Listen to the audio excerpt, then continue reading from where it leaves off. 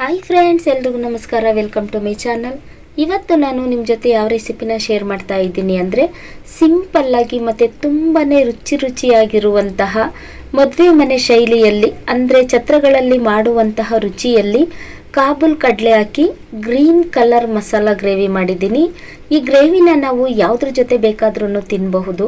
ರೊಟ್ಟಿ, ದೋಸೆ, ಪೂರಿ, ಚಪಾತಿ ಜೊತೆ ತಿನ್ನೋದಕ್ಕೆ ತುಂಬಾ ರುಚಿಯಾಗಿರುತ್ತೆ ಮತ್ತು ಅನ್ನದ ಜೊತೆ ಊಟ ಮಾಡೋದಕ್ಕೂ ಅಷ್ಟೇ ರುಚಿಯಾಗಿರುತ್ತೆ. ಕಾಬೂಲ್ ಕಡಲೆನ ನೀವು ಯಾವತ್ತೂ ಈ ರುಚಿಯಲ್ಲಿ ತಿಂದಿರೋದಿಲ್ಲ ಅನಿಸುತ್ತೆ. ಒಂದೇ ಸಾರಿ ಹೇಳಬೇಕು ಅಂದರೆ, ಊಟ ತಿಂಡಿ ಮಾಡುವಾಗ ಈ ಗ್ರೇವಿನ ಸೈಡಲ್ಲಿ ಇಟ್ಕೊಂಡು ಊಟ ಮಾಡ್ತಾ ಇದ್ರೆ ಊಟ ಮಾಡಿದ್ದೇ ಗೊತ್ತಾಗೋದಿಲ್ಲ, ಅಷ್ಟು ರುಚಿಯಾಗಿದೆ ಕಾಬೂಲ್ ಕಡಲೆ ಮಸಾಲ ಗ್ರೇವಿ. ಈ ಗ್ರೇವಿನ ನಾನು ಯಾವ ರೀತಿ ಮಾಡಿದ್ದೀನಿ ಅನ್ನೋ ವಿಡಿಯೋನ ನಿಮ್ಮ ಜೊತೆ ಶೇರ್ ಮಾಡ್ತಾ ಇದ್ದೀನಿ. ದಯವಿಟ್ಟು ವಿಡಿಯೋನ ಸ್ಕಿಪ್ ಮಾಡದೆ ನೋಡ್ಕೊಂಡು ಬರೋಣ ಬನ್ನಿ. ಇವಾಗ ನಾನು 1/4 kg ಆಗುವಷ್ಟು ಕಾಬೂಲ್ ಕಡಲೆನ ನೆನೆಸಿಟ್ಕೊಂಡಿದ್ದೀನಿ.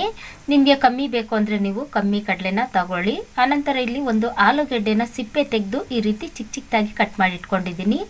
ನಾವು ಸೋಯಾಬೀನ್ ರೆಸಿಪಿ ಮಾಡಬೇಕು ಅಂದ್ಕೊಂಡ್ರೆ ಫಸ್ಟೇ ಸೋಯಾಬೀನನ್ನು ನಾವು ನೆನೆಸಿ ಇಟ್ಕೊಬೇಕು. ನೆನೆಸಿ ನೋಡಿ ದಪ್ಪ ಆಗಿದೆ. ಇವಾಗ ಇದನ್ನು ನಾನು ಹಾಗೆ ಹಾಕೋದಿಲ್ಲ. ಒಂದು ಸೋಯಾಬೀನಲ್ಲಿ 4 ಭಾಗವಾಗಿ ಕಟ್ ಮಾಡಿ ಇಟ್ಕೊಳ್ತೀನಿ. ನೋಡಿ, ಈ ರೀತಿ ಚಿಕ್ಕ ಚಿಕ್ಕದಾಗಿ ಕಟ್ ಮಾಡಿ ಇಟ್ಕೊಂಡಿದ್ದೀನಿ. ಈ ರೀತಿ ಕಟ್ ಮಾಡಿಕೊಂಡು ನಾವು ಗ್ರೇವಿ ಮಾಡೋದ್ರಿಂದ ಗ್ರೇವಿ ರುಚಿ ತುಂಬಾ ಚೆನ್ನಾಗಿರುತ್ತೆ. ಹಾಗಾಗಿ ಇವಾಗ ನಾನು ಸ್ಟವ್ ಮೇಲೆ ಒಂದು ಬಾಣಲೆ ಇಟ್ಕೊಂಡು 2ರಿಂದ 3 ಸ್ಪೂನ್ ಆಗುವಷ್ಟು ಎಣ್ಣೆ ಹಾಕ್ತಾ ಇದ್ದೀನಿ. ಎಣ್ಣೆ ಬಿಸಿಯಾದ ನಂತರ 6ರಿಂದ 7 ಹಸಿರು ಮೆಣಸಿಕಾಯಿನ ಹಾಕ್ತಾ ಇದ್ದೀನಿ. ಈ ಗ್ರೇವಿ ಮಾಡೋದಕ್ಕೆ ನಾವು ಹಸಿರು ಮೆಣಸಿಕಾಯನ್ನೇ ಹಾಕ್ಕೋಬೇಕು. ಆನಂತರ ಮೀಡಿಯಮ್ ಸೈಜು 4 ಈರುಳ್ಳಿಯನ್ನು ಕಟ್ ಮಾಡಿಟ್ಕೊಂಡಿದ್ದೆ, ಅದನ್ನು ಸಹ ಹಾಕ್ತಾ ಇದ್ದೀನಿ.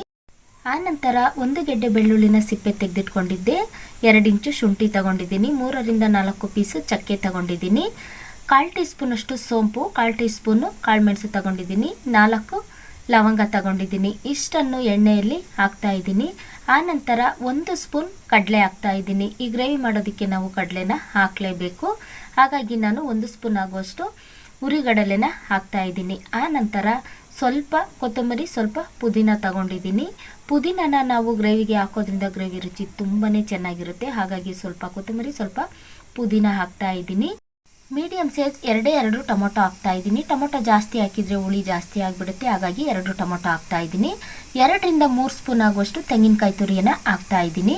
ಜಾಸ್ತಿ ತೆಂಗಿನಕಾಯಿ ಹಾಕಿದರೆ ಅಷ್ಟು ರುಚಿ ಇರೋದಿಲ್ಲ. ಹಾಗಾಗಿ 3 ಸ್ಪೂನ್ ಆಗುವಷ್ಟು ಮಾತ್ರ ತೆಂಗಿನಕಾಯಿಯನ್ನು ಹಾಕ್ತಾ ಇದ್ದೀನಿ. ಆನಂತರ 1/2 ಸ್ಪೂನ್ ಅರಿಶಿಣದ ಪುಡಿ ಹಾಕ್ತಾ ಇದ್ದೀನಿ. ಇವಾಗ ಇಷ್ಟನ್ನು ಹಾಕಿದ ನಂತರ ನಾನಿಲ್ಲಿ ಎಣ್ಣೆಯಲ್ಲಿ ಚೆನ್ನಾಗಿ ಹುರಿತಾ ಇದ್ದೀನಿ. ನಾವು ಗ್ರೇವಿ ಮಾಡುವಾಗ ಮಸಾಲೆಗಳನ್ನೆಲ್ಲ ಈ ರೀತಿ ಎಣ್ಣೆಯಲ್ಲಿ ಚೆನ್ನಾಗಿ ಹುರಿದು ನಾವು ಗ್ರೇವಿ ಮಾಡೋದ್ರಿಂದ ಗ್ರೇವಿ ರುಚಿ ತುಂಬಾ ಚೆನ್ನಾಗಿರುತ್ತೆ. ಹಾಗಾಗಿ ನಾವು ಮೊದಲು ಮಸಾಲೆಗಳನ್ನೆಲ್ಲ ಈ ರೀತಿ ಹುರಿಬೇಕು. ಇವಾಗ ಮಸಾಲ ಚೆನ್ನಾಗಿ ಹುರ್ಕೊಂಡಿದ್ದೀನಿ ನೋಡಿ.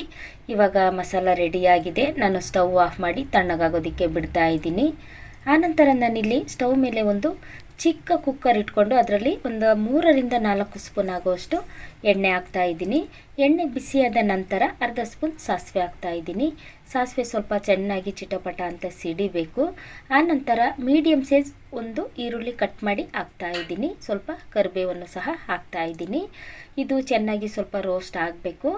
ಆನಂತರ ನಾನಿಲ್ಲಿ ನೆನೆಸಿಟ್ಕೊಂಡಿರುವಂತಹ ಕಾಬೂಲ್ ಕಡಲೆಕಾಳನ್ನು ಹಾಕ್ತಾ ಇದ್ದೀನಿ. ಆನಂತರ ಆಲೂಗೆಡ್ಡೆ, ಆನಂತರ ನೆನೆಸಿ ಕಟ್ ಮಾಡಿ ಇಟ್ಕೊಂಡಿರುವಂತಹ ಸೋಯಾಬೀನ್ ಹಾಕ್ತಾ ಇದ್ದೀನಿ. ಸೋಯಾಬೀನ್ ಹಾಕಿ ನಾವು ಕಡಲೆ ಮಸಾಲ ಗ್ರೇವಿ ಮಾಡೋದ್ರಿಂದ ರುಚಿ ತುಂಬಾ ಚೆನ್ನಾಗಿರುತ್ತೆ. ನೀವು ಯಾವತ್ತೂ ಈ ರುಚಿನ ತಿಂದಿರೋದಿಲ್ಲ ಅನಿಸುತ್ತೆ. ಒಂದ್ಸರಿ ಟ್ರೈ ಮಾಡಿ ನೋಡಿ, ಬೇಕಾದರೆ ನಿಮಗೇನೆ ಗೊತ್ತಾಗುತ್ತೆ, ಅಷ್ಟು ರುಚಿಯಾಗಿರುತ್ತೆ ಈ ಮಸಾಲ ಗ್ರೇವಿ. ಇವಾಗ ನಾನು ಅದನ್ನು ಚೆನ್ನಾಗಿ ತಿರುಗಿಸಿದ್ದೀನಿ. ಆನಂತರ ರುಬ್ಬಿಟ್ಕೊಂಡಿರುವಂತಹ ಮಸಾಲೆನ ಹಾಕ್ತಾ ಇದ್ದೀನಿ. ಮಸಾಲೆನ ನಾವು ಪೂರ್ತಿ ನೈಸಾಗಿ ರುಬ್ಕೊಬೇಕು. ನೈಸಾಗಿ ರುಬ್ಕೊಳ್ಳೋದ್ರಿಂದ ಗ್ರೇವಿ ತುಂಬಾ ರುಚಿಯಾಗಿರುತ್ತೆ. ಹಾಗಾಗಿ ಇವಾಗ ರುಬ್ಬಿಟ್ಕೊಂಡಿರುವಂತಹ ಮಸಾಲೆ ಹಾಕಿ ಅದಕ್ಕೆ ರುಚಿಗೆ ತಕ್ಕಷ್ಟು ಉಪ್ಪು ಹಾಕಿ ಅದನ್ನು ಚೆನ್ನಾಗಿ ತಿರುಗಿಸ್ತಾ ಇದ್ದೀನಿ. ನೋಡಿ, ತುಂಬ ಚೆನ್ನಾಗಿ ಗ್ರೇವಿ ಕಲರ್ ಕಾಣ್ತಾ ಇದೆ. ಈ ಗ್ರೇವಿಗೆ ನಾನು ಜಾಸ್ತಿ ನೀರು ಹಾಕಿಲ್ಲ. ರುಬ್ಬಿರುವಂತಹ ಮಸಾಲ ಜೊತೆಗೆ ಒಂದೇ 1 ಗ್ಲಾಸ್ ಆಗುವಷ್ಟು ನೀರು ಹಾಕಿದ್ದೀನಿ. ತೆಳುವಾಗಿಯೂ ಇಲ್ಲ, ಗಟ್ಟಿನೂ ಇಲ್ಲ, ಮೀಡಿಯಮ್ ಆಗಿ ಗ್ರೇವಿ ರೆಡಿಯಾಗಿದೆ. ಇವಾಗ ಕುಕ್ಕರ್ ಮುಚ್ಚಳನ ಮುಚ್ಚಿ 1ರಿಂದ 2 ವಿಷಲ್ ತಗೊಳ್ತಾ ಇದ್ದೀನಿ. ಜಾಸ್ತಿ ವಿಷಲ್ ತಗೊಂಡ್ರೆ ಆಲೂಗೆಡ್ಡೆ ಎಲ್ಲ ಪೂರ್ತಿ ಕಲಸೋಗ್ಬಿಡುತ್ತೆ. ಹಾಗಾಗಿ 1ರಿಂದ 2 ವಿಷಲ್ ಮಾತ್ರ ತಗೊಳ್ತಾ ಇದ್ದೀನಿ. ಇವಾಗ 2 ವಿಷಲ್ ಬಂದ ನಂತರ ನಾನಿಲ್ಲಿ ಕುಕ್ಕರ್ ತಣ್ಣಗಾಗೋದಕ್ಕೆ ಬಿಟ್ಟಿದ್ದೆ ನೋಡಿ. ಕುಕ್ಕರ್ ಮುಚ್ಚಳನ ತೆಗಿತಾ ಇದ್ದೀನಿ. ಕಾಬೂಲ್ ಕಡಲೆಕಾಳು, ಸೋಯಾಬೀನ್, ಆಲೂಗೆಡ್ಡೆ ಹಾಕಿ ಮಾಡಿರುವಂತಹ ಗ್ರೀನ್ ಕಲರ್ ಮಸಾಲ ಗ್ರೇವಿ ಸೂಪರಾಗಿ ರೆಡಿಯಾಗಿದೆ. ಈ ಗ್ರೇವಿನ ನಾವು ಯಾವುದ್ರ ಜೊತೆ ಬೇಕಾದ್ರೂ ತಿನ್ನಬಹುದು, ಅಷ್ಟು ರುಚಿಯಾಗಿರುತ್ತೆ. ಈ ಗ್ರೇವಿ ರೆಡಿಯಾದ ತಕ್ಷಣ ಒಂದು ಬಟ್ಲಲ್ಲಿ ಹಾಕ್ಕೊಂಡು ತಿನ್ನೋದಕ್ಕೂ ಸಹ ಅಷ್ಟೇ ರುಚಿಯಾಗಿರುತ್ತೆ. ನಾನಂತೂ ಇದ್ರ ರುಚಿ ನೋಡಿಬಿಟ್ಟೆ ವಿಡಿಯೋನ ಎಡಿಟ್ ಮಾಡ್ತಾ ಇರೋದು. ತುಂಬಾ ರುಚಿಯಾಗಿರುತ್ತೆ.